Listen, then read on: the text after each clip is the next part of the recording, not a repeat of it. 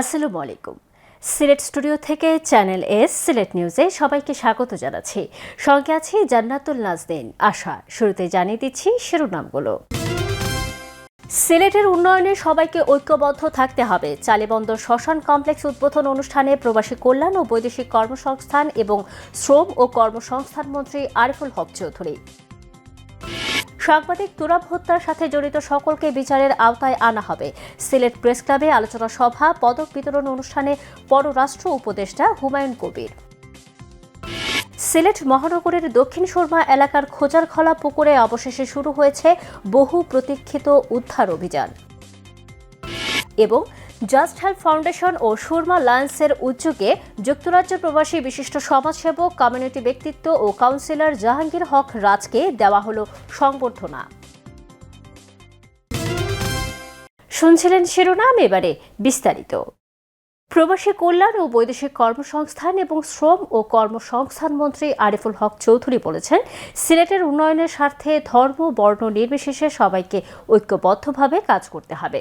সম্মিলিত প্রচেষ্টার মাধ্যমেই সিলেটের অসমাপ্ত উন্নয়ন কার্যক্রম বাস্তবায়ন সম্ভব।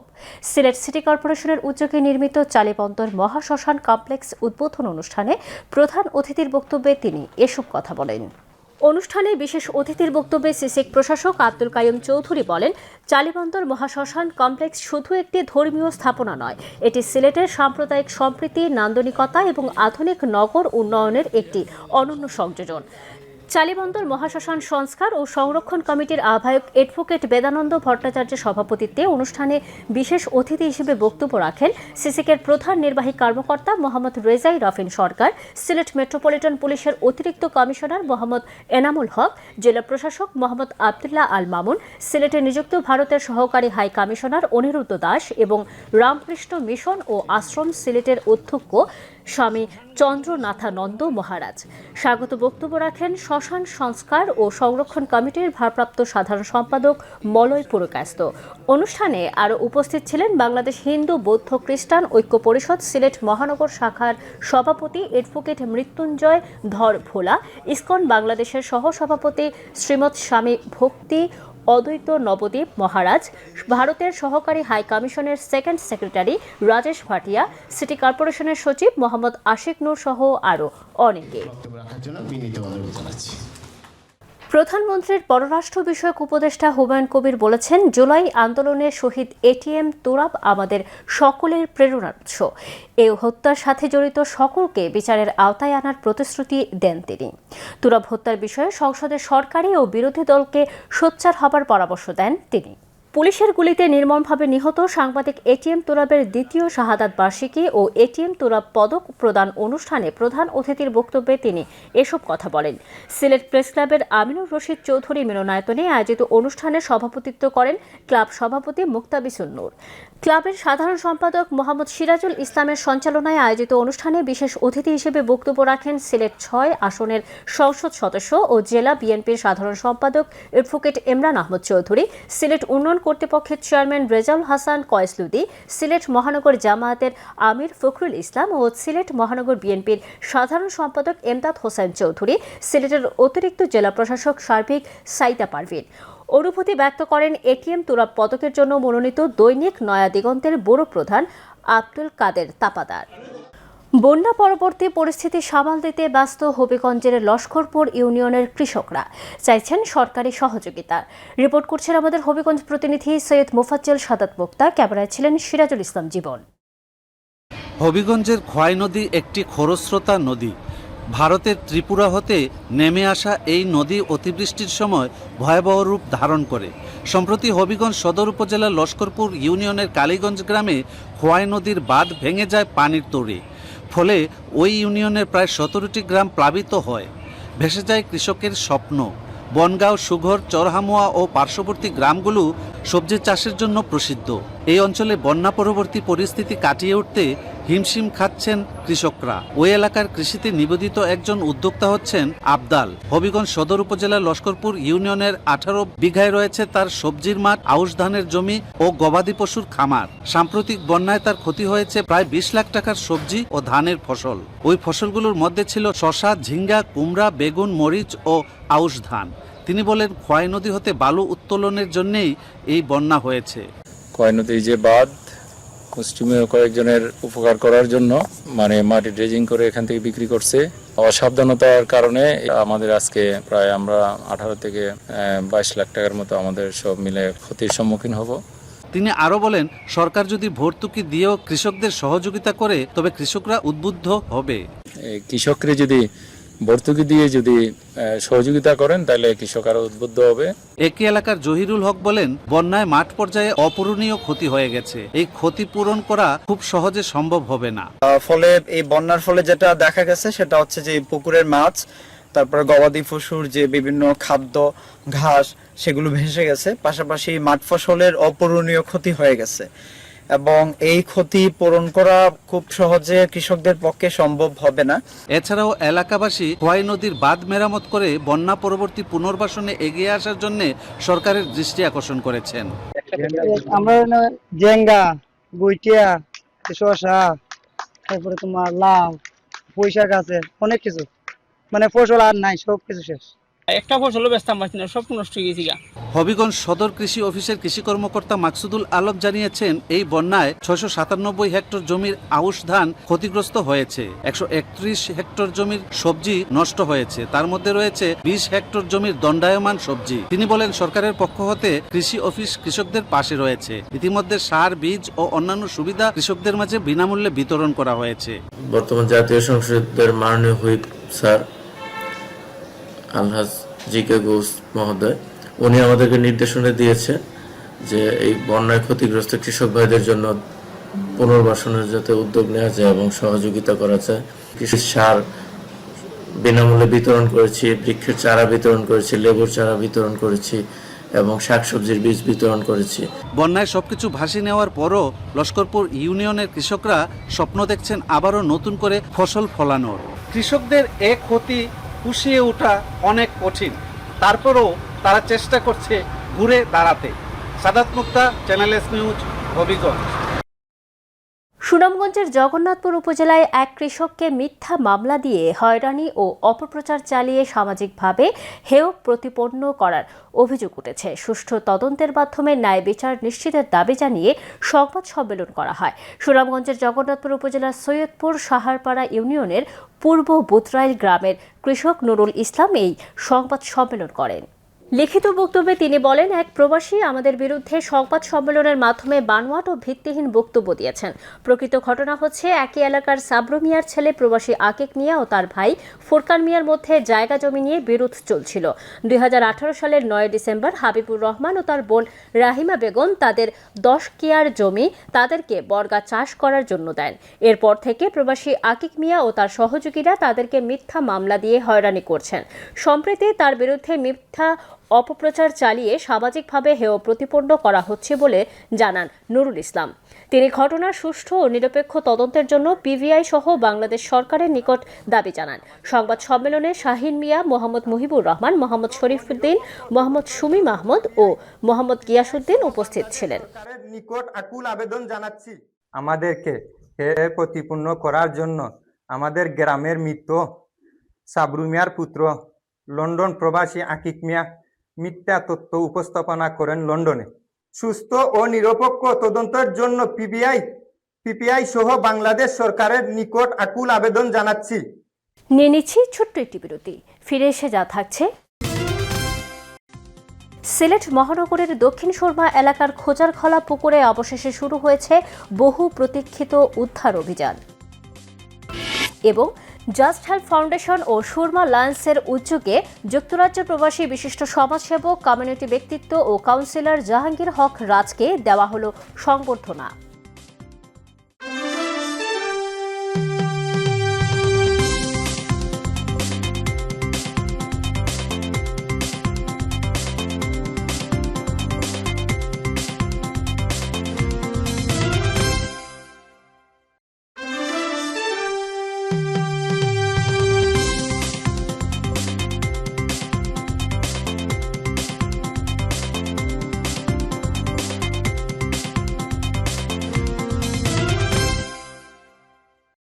স্বাগত আরও একবার সিলেট স্টুডিও থেকে চ্যানেল এস সিলেট নিউজে।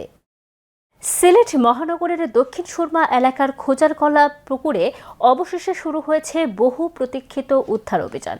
দীর্ঘদিনের অবহেলা, কচুরিপানা ও আবর্জনার দখলে হারিয়ে যাওয়া পুকুরটি এখন আবার নতুন আশার আলো দেখছে।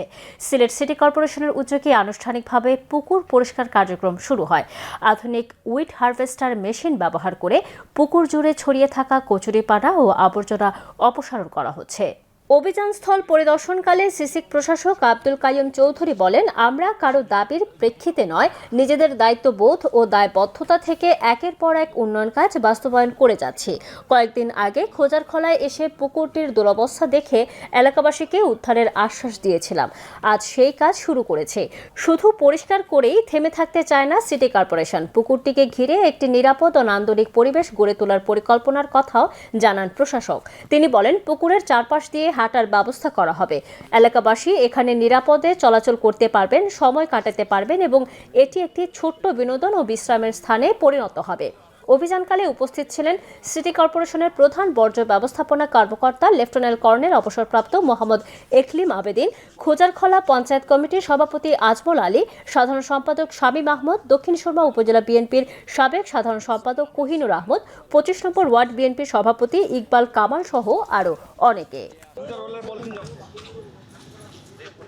এই জায়গাটারে আমরা জিয়ে করব, সুন্দর করবো, এই পুকুরটারে সংস্কার করবো, কচুরিপানা মুক্ত করবো, আবর্জনা মুক্ত করবো, সাইটে দিয়া আমরা গ্রিল লাগাইয়া সুন্দর করিয়া ওয়াকওয়ে বানাই দিমু, যাতে মানুষ এই খোজারখলা ঢুকতেও একটা সুবাতাস পায়, পাশাপাশি শহরও যাইতেও দেখে যে সুন্দর একটা লেক। তো সময় গেছে 1 সপ্তাহ, এর ভিতরে আমরা প্রতিশ্রুতি রাখছি। আমরা সিটি কর্পোরেশন মৌলভীবাজারের স্থানীয় একটি রেস্টুরেন্টে মৌলভীবাজার অনলাইন প্রেস ক্লাবের আয়োজনে ক্লাবের শুভাকাঙ্ক্ষী ইউকে প্রবাসী শফিক আব্দুর রহমান ও কানাডা প্রবাসী শাহিন আহমদের সাথে মতবিনিময় সভা অনুষ্ঠিত হয়েছে। বিস্তারিত জানাচ্ছেন আমাদের মৌলভীবাজারের head of news Khaled Chowdhury. ক্যামেরায় ছিলেন অশ্বিনী সিনহা। মৌলভীবাজারের স্থানীয় একটি রেস্টুরেন্টে মৌলভীবাজার অনলাইন প্রেস ক্লাবের আয়োজনে অত্র ক্লাবের শুভাকাঙ্ক্ষী ইউকে প্রবাসী শফিক আব্দুর রহমান ও কানাডা প্রবাসী শাহিন আহমদের সাথে মত বিনিময় সভা অনুষ্ঠিত হয়েছে। উক্ত সভায় মৌলভীবাজার অনলাইন প্রেস ক্লাবের সাধারণ সম্পাদক মোশাহিদ আহমদের সঞ্চালনায় সভাপতিত্ব করেন অত্র ক্লাবের সভাপতি খালেদ চৌধুরী। সম্বর্ধিত অতিথি হিসেবে উপস্থিত ছিলেন ইউকে প্রবাসী শফিক আব্দুর রহমান ও কানাডা প্রবাসী শাহিন আহমদ। বিশিষ্টজনদের মধ্যে উপস্থিত ছিলেন বড়লেখা দক্ষিণ সাবাসপুরের সমাজসেবক মাসুকুর রহমান মাহতাব, সাংবাদিক আতাউর রহমান। এছাড়া উপস্থিত ছিলেন মৌলভীবাজার অনলাইন প্রেস ক্লাবের সহসভাপতি জুসেফ আহমদ চৌধুরী। সদস্যবৃন্দের মধ্যে উপস্থিত ছিলেন পিন্টু দেবনাথ, চিনুরঞ্জন তালুকদার, এস.এম. ফজলু, আব্দুল বাসিদ, তাওহিদ ইসলাম সহ অন্যান্যরা। সম্বর্ধিত অতিথিরা অত্র ক্লাবের উত্তরোত্তর সাফল্য কামনা করে বক্তব্য রাখেন। I'm here and represent my uncle Khalid Chowdhury for this press club and I hope you all the best. আমি আশা ব্যক্ত করব, আমি অনেক দিন থেকে সমাজের ভালো কাজ করে যাচ্ছি, আগামীতে আমি আরও কাজ করতে চাই। মৌলভীবাজার অনলাইন প্রেস ক্লাবের একযোগ পূর্তি উপলক্ষে মত বিনিময় সভায় ক্লাবের নেতৃবৃন্দ ও সদস্যরা আমন্ত্রিত অতিথিদেরকে ধন্যবাদ জ্ঞাপন করে বক্তব্য রাখেন। সাংবাদিকদের যেহেতু আপনারা সমাজসেবা করে থাকেন লেখনের মাধ্যমে, মিডিয়ার মাধ্যমে, সেহেতু এইসব মানুষের সাথে আপনাদের পরিচয় হওয়া দরকার। তার জন্যই তাদেরকে স্বীকৃতি দেওয়া দরকার, আপনাদের সাথে একটা যোগাযোগ করা দরকার। তার জন্যই আমি নিয়ে আসছি এই দুজন মানুষকে। এই দুজন মানুষের জন্য আপনারা সবাই দোয়া করবেন। আসলে আব্দুর রহমান ভাই এবং শাহিন ভাই তাতে দীর্ঘ সুস্থতা সহ তারা প্রবাস এবং দেশে বসবাস করতে পারেন, এই দোয়া কামনা করে আমার এই দুই ভাই প্রতি আমি আবারও আমার অন্তরের অন্তঃস্থল থাকি মোবারকবাদ জানাই। আমি এই জোরে পড়া মানুষকে সহযোগিতা করেন, তাদের দীর্ঘায়ু কামনা করছি, সুস্বাস্থ্য কামনা করছি। আমরা বিভিন্ন বন্যা ক্ষতিগ্রস্ত মানুষের ঘর নির্মাণে ওনাদের আর্থিক সহায়তা রয়েছে। Khaled Chowdhury, channel news, Moulvibazar. বাংলাদেশের অর্থনীতি উন্নয়ন এবং জাতীয় অগ্রগতিতে প্রবাসীদের অবদান অনস্বীকার্য উল্লেখ করে সিলেট সিটি কর্পোরেশনের প্রশাসক আব্দুল কাইয়ুম চৌধুরী বলেছেন, দেশের উন্নয়ন অগ্রগতির প্রতিটি ক্ষেত্রে প্রবাসীদের অবদান স্বীকৃত। তাদের পাঠানো বৈদেশিক মুদ্রা দেশের অর্থনীতিকে যেমন শক্তিশালী করছে, তেমনি শিক্ষা, স্বাস্থ্য, অবকাঠামো ও সামাজিক উন্নয়নেও প্রবাসীদের অবদান গুরুত্বপূর্ণ ভূমিকা রাখছে। হোটেল গ্র্যান্ড সিলেটে জাস্ট হেল্প ফাউন্ডেশন ও সুরমা লায়ন্সের যৌথ উদ্যোগে যুক্তরাজ্য প্রবাসী বিশিষ্ট সমাজসেবক, কমিউনিটি ব্যক্তিত্ব ও কাউন্সিলর জাহাঙ্গীর হক রাজকে দেয়া সংবর্ধনা অনুষ্ঠানে প্রধান অতিথির বক্তব্যে তিনি এসব কথা বলেন। প্রধান অতিথির বক্তব্যে আব্দুল কাইম চৌধুরী আরও বলেন, কাউন্সিলর জাহাঙ্গীর হক একজন আলোকিত, মানবিক ও সমাজসেবায় নিবেদিত প্রাণ ব্যক্তি। তিনি দীর্ঘদিন ধরে যুক্তরাজ্যে বসবাস করেও দেশের মানুষের কল্যাণে নিরলসভাবে কাজ করে যাচ্ছেন। জান্নাতুল নাজনীন আশার সাবলীল উপস্থাপনায় অনুষ্ঠানে স্বাগত বক্তব্য রাখেন হেল্প ফাউন্ডেশন সিলেটের ভাইস প্রেসিডেন্ট মোহাম্মদ ফেরদৌস আলম, বক্তব্য রাখেন সুরমা লায়ন্সের ডিরেক্টর নাজদিন হোসেন, হার্ট ফাউন্ডেশনের vice president Jamil Chowdhury, kidney ফাউন্ডেশনের ডাক্তার মুস্তফা শাহ জামান বাহার, সিলেট প্রেস ক্লাবের সাবেক সভাপতি ইকরামুল কবির ইকু, সিলেট অনলাইন প্রেস ক্লাবের প্রতিষ্ঠাতা সভাপতি কবি মোহিত চৌধুরী, সিলেট উইমেন্স চেম্বারের প্রেসিডেন্ট লুবানা হক, সিলেট চেম্বারের সাবেক ভাইস প্রেসিডেন্ট ফলাউদ্দিন আলী আহমদ সহ আরও অনেকে। অনুষ্ঠানে সংবর্ধিত অতিথির বক্তব্যে কাউন্সিলর জাহাঙ্গীর হক রাজ আয়োজকদের প্রতি আন্তরিক কৃতজ্ঞতা প্রকাশ করে বলেন, আমি সব সময় বিশ্বাস করি মানুষের জন্য কাজ করাই জীবনের সবচেয়ে বড় অর্জন। প্রবাসী থেকেও আমি দেশের মানুষের কল্যাণে কাজ করার চেষ্টা করেছি এবং ভবিষ্যতেও সেই প্রচেষ্টা অব্যাহত থাকবে। বিশ্বনাথের 10 পাইকা গ্রামের বাসিন্দা ও গ্রামের শেখ বংশের প্রবীণ মুরব্বী, যুক্তরাজ্যের নরউইচ বসবাসকারী ও নরউইচ সিটির দি মার্চেন্ট অব স্পাইস রেস্টুরেন্টের স্বত্বাধিকারী বিশিষ্ট সমাজসেবক আলহাজ শেখ মোহাম্মদ সুনাউর আলী নরউইচের একটি হাসপাতালে ইন্তেকাল করেছেন। ইন্না লিল্লাহি ওয়া ইন্না ইলাইহি রাজিউন। মৃত্যুকালে তার বয়স হয়েছিল 75 বছর। মৃত্যুকালে তিনি 3 ছেলে 2 মেয়ে সহ দেশে বিদেশে অসংখ্য গুণগ্রাহী রেখে গেছেন। নরউইচ ও লন্ডন ব্রেকলেন মসজিদে পৃথক জানাজা শেষে গত বৃহস্পতিবার সকালে তার মরদেহ বাংলাদেশে আনার পর বিকেলে জানাজার নামাজ শেষে পারিবারিক কবরস্থানে তার দাফন সম্পন্ন করা হয়। যুক্তরাজ্য থেকে স্ত্রী, পুত্র, কন্যা ও জামাতা তার মরদেহ নিয়ে সিলেট উসমানী আন্তর্জাতিক বিমানবন্দরে পৌঁছলে দেশে অবস্থানরত মরহুমের ভাতিজা শেখ শওকত আলী ইমন বিমান কর্তৃপক্ষের নিকট থেকে মরদেহ গ্রহণ করেন। এরপর অ্যাম্বুলেন্স যোগে মরহুমের মরদেহ প্রথমে সিলেট পাঠানটুলাস্থ শ্রাবণী আবাসিক এলাকার তার নিজ বাসভবন সানরাইজ ভিলায় নিয়ে আসা হয়। সেখানে মোনাজাতের মাধ্যমে তার জন্য আল্লাহর নিকট ক্ষমা প্রার্থনা করেন প্রতিবেশী সহ স্বজনরা। এরপর বিকেলে বাসা থেকে মরদেহ তার নিজ গ্রামের বাড়ি 10 পাইকায় নিয়ে যাওয়া হয়। সেখানে তাকে শেষবারের মতো দেখতে ও শ্রদ্ধা জানাতে ছুটে আসেন আত্মীয় স্বজন সহ এলাকাবাসী। এই সময় মরহুমের রুহের মাগফিরাত কামনায় বাড়িতে মাদ্রাসা শিক্ষার্থীদের দিয়ে খতমে কোরআন পড়ানো হয়।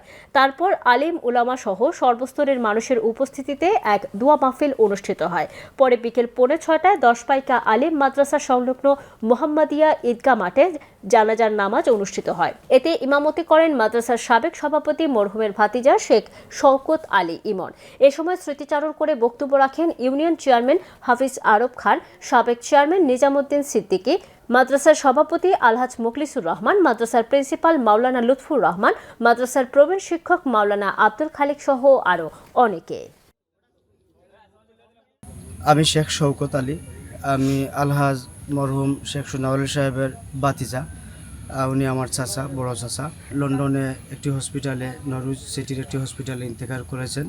তো ওনার প্রথম জানাজা অনুষ্ঠিত, 2টি জানাজা পাশাপাশি অনুষ্ঠিত হয় লন্ডনে। তারপরে ওনার শেষ ইচ্ছা ছিল যে উনি বাংলাদেশে ওনার মা বাবা এবং ভাইয়ের পাশে যাতে ওনাকে শেষ সমাধি করা হয়। তো ওনার সন্তান, আমার বড় ভাই, চাচাতো বড় ভাই, ওনারা পারিবারিকভাবে ওনাকে, চাচাকে নিয়ে আসছেন। আজকে আমরা পারিবারিকভাবে আমাদের 10 পাইকা আলিম মাদ্রাসার সংলগ্ন মোহাম্মদিয়া ঈদগাহ মাঠে ওনার 3য় জানাজা নামাজ অনুষ্ঠিত হয়েছে। সেই জানাজা শেষে ওনাকে আজকে আমরা আমাদের পারিবারিক কবরস্থানে শেষ সমাধি করেছি।